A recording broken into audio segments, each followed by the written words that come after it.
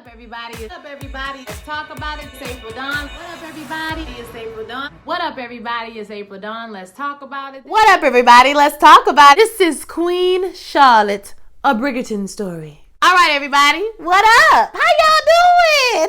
Hey, long time no see.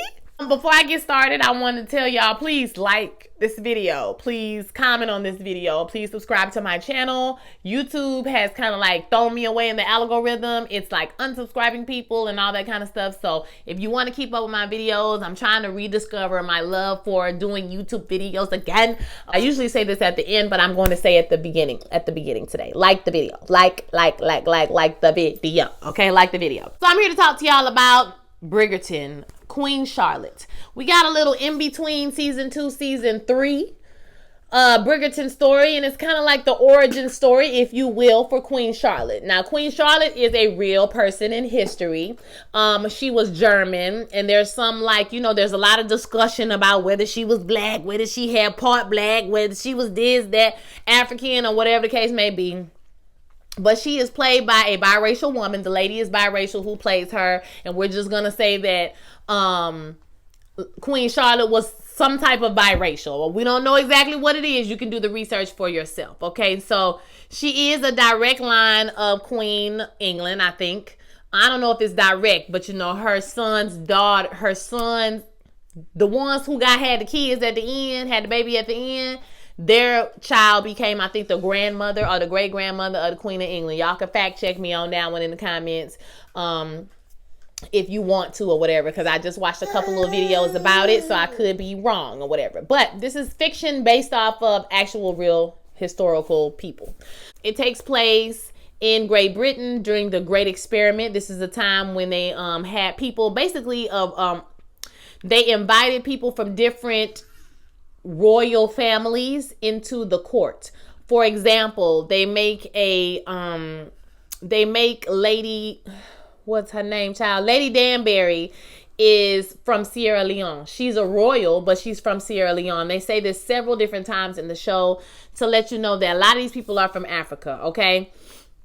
Or other countries, because like I said, Queen Charlotte was from Germany. So she just got told that she was going to marry this guy, okay? And she really didn't have a choice in the matter. And so it really made me think of this show about like the role of women during those times and like how you really didn't have a choice. Like your duty was to have babies and your duty was to, be a queen or have wifely duties, and how different women handle this. Like, for example, Queen Charlotte, she really took this job as like her duty to me. Like, even though she couldn't stand her husband and she hated the fact that she was there for a lot of her the early period that she was there, she still took she still had incredible respect for the responsibility of being the queen. And it showed through in the way she ruled and the things that she did. And, after she adjusted to it, like I said, even though it wasn't the perfect situation, she took that role very seriously. Okay. And she didn't like step outside of like what monarchs do, other than I want to pick my own fruit. You know what I'm saying? That type of thing. I really like that about her. And then we have someone like Lady Danbury, who absolutely was the polar opposite.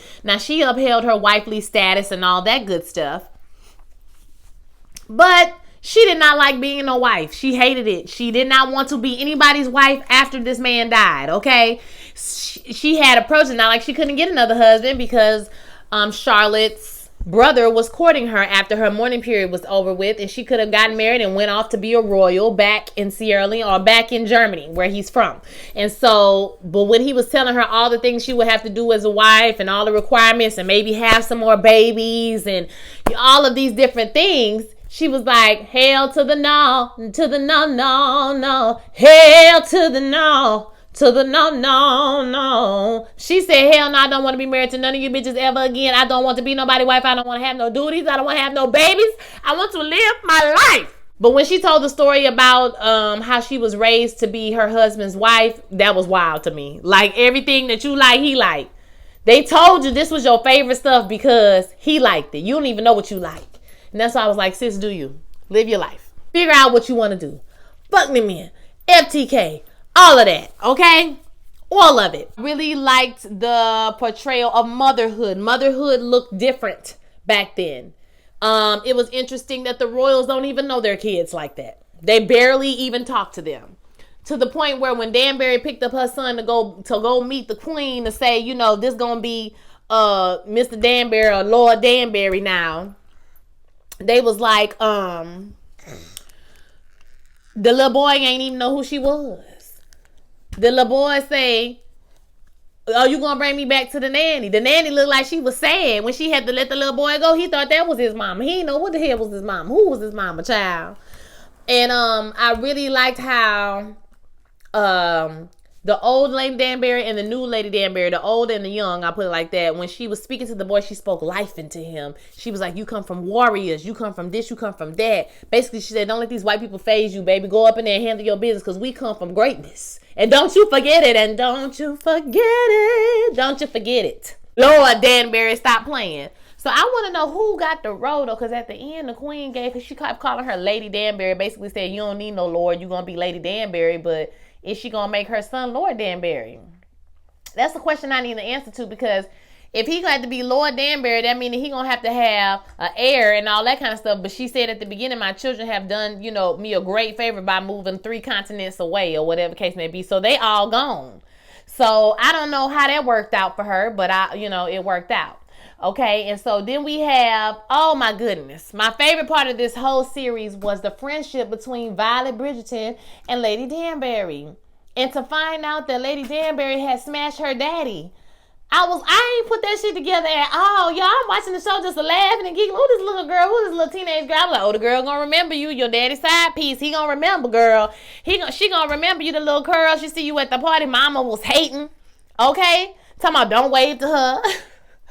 And all that type of stuff.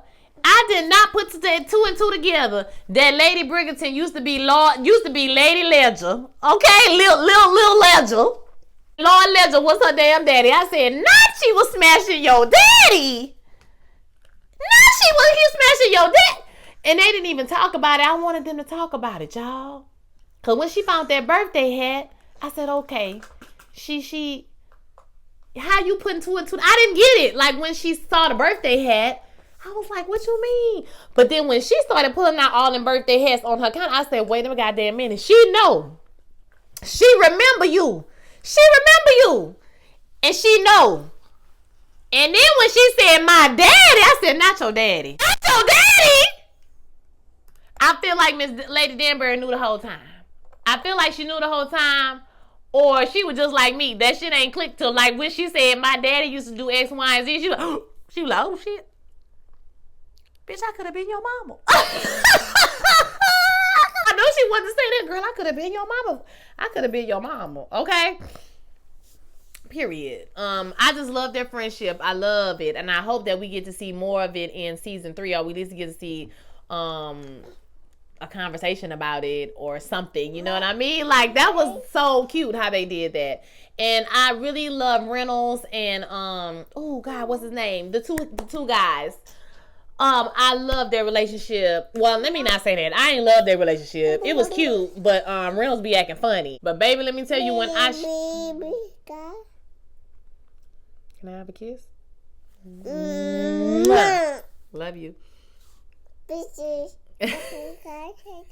Love you too. Reynolds. Oh, the time I was about to cry, y'all. I was about to cry when they was dancing in the court, and then they panned up to Reynolds and old boy dancing, and then old boy was dancing by himself. Baby, I cried. Baby, I cried. Down. You hear me? Down, baby, I cried. I cried, honey. Woo, that was good to me. That was powerful. And we never saw or heard what happened to Reynolds. Now, I heard somebody say in the book, they grew apart. Reynolds got transferred somewhere else. I guess because the king wasn't going nowhere. He don't need to work with the king no more. He got transferred somewhere else, and that was the end of that. And some people were saying they think he died. But I think in the book, that's what they said. They just grew apart, and, he got transferred somewhere else. That's why he said nobody wants to stand still in time with me, here. Because his duty is to protect the queen, and that's it. I mean, he's giving up his life. It's not gonna be no family for him, you know what I'm saying? No life for him. And that's wild to me. Like, these people be giving up their whole entire life in service. I mean, you know what I'm saying? Did y'all find it weird that they gave these people so much time in the bathtub. Like, you know, I know that royals took baths more than like peasant people, but I also know that they ain't take baths that often. You know what I'm saying? They might have took, like I said, more than me and you. You know what I'm saying? Won't be in them times. They took baths more than those people, but they ain't take no bath no every damn night. Okay? But I thought that they went out of their way to show us this because they be having sex all the time. And, you know, just every time I see a movie in the 1800s and 1700s, I just be thinking about stank cooter and stank booty and just everything stank. Okay? Everything stank. The whole thing just stank to me. I don't care how much powder they done put on in wigs and dresses and underskirts and overskirts, bitch. They stank. They musky. A little musky, a little sweaty. Okay? This just a little musky, baby. But I thought that was interesting. How many times I know it's probably weird. Y'all probably didn't even notice that shit. But I did. How many times we saw these people taking a bath. Okay? And most importantly, the love between Queen Charlotte and her husband, George. George was crazy as hell. Now, I don't know what George had. I don't know if he was bipolar. I don't know if he was schizophrenic. I don't know if some people said in history that he had a liver disease that kind of could have made him going crazy too. I'm more inclined to think that it's something to do with health. Not to say that he didn't have mental illness, because, you know, I'm no doctor. I definitely, you know, I don't know anything about that. But I know that back then during them times, you know, lead poison to make you go crazy. You have syphilis and to make you go crazy. You know what I'm saying? There's a lot of diseases that you can get that if you let them fester and grow, that they will turn into madness. So I think that it'll never be able to determine what was actually wrong with him, because they said that this did not affect him in his younger years. It mostly affected him in his older years. He started to have episodes like on the TV show, but then he went into a permanent state, like his condition became permanent. But that was in his older years. It's inaccurate that it affected him in his younger years. It didn't affect him that much in his younger years. It mostly when he was older. They said that he was so old and he had dementia that he didn't even know that Queen Charlotte had died. She had died numerous years before that, but he was so demented, in dementia, he did not realize that. So I thought their love story was like tragically beautiful. It's the fact that she's only going to have half of a man sometimes. Okay, she'll have half of a man sometimes, just like he said, half a marriage, half this, half that. You gotta hope your kids don't come out with the same issues and problems, and you gotta bear the burden of this whole entire country on your shoulders, basically, while your husband is, you know, incapacitated. Now, they say that King George took over. That's the oldest son, that he took over. Sorrow's prayers.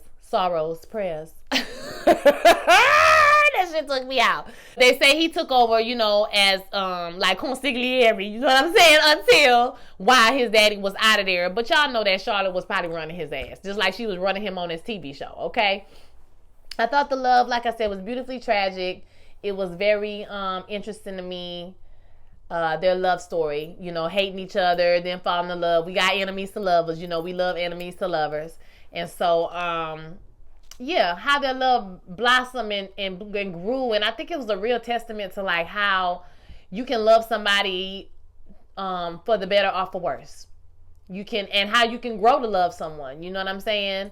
Yeah, I thought it was pretty interesting in that way. And I really think this show is better than Bridgerton, to be honest with you.